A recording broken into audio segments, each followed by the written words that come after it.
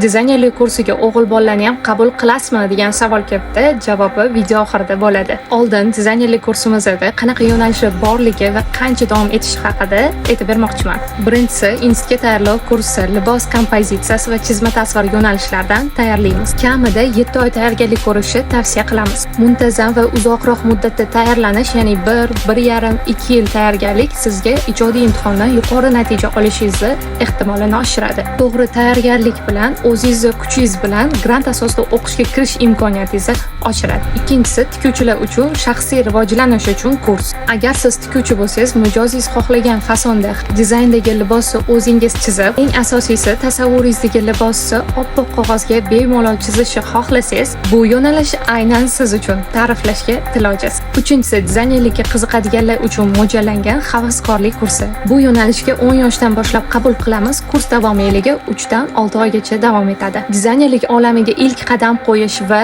ijodiy qobiliyatlaringizni rivojlantirish uchun yaxshi boshlanish bo'la oladi. To'rtinchisi, digital fashion illyustratsiya. Eskizlarni elektron tarzda professional dasturlar yordamida chizishni o'rganish. Bu yo'nalish ayniqsa dizaynerlikni boshlagan va kelajakda korxona va fabrikalarda ishlashni xohlaganlar uchun tavsiya etiladi. Aytgancha, barcha kurslarimiz onlayn va offlayn tarzda mavjud. O'g'il bolalarni ham qabul qilamiz, faqat onlayn tarzda o'qishadi. Endi sizga savol, qaysi yo'nalishimizda o'qishni xohlagan bo'lardingiz yoki qaysi kursimizda o'qigansiz? Fikringizni izohlarda yozib qoldiring.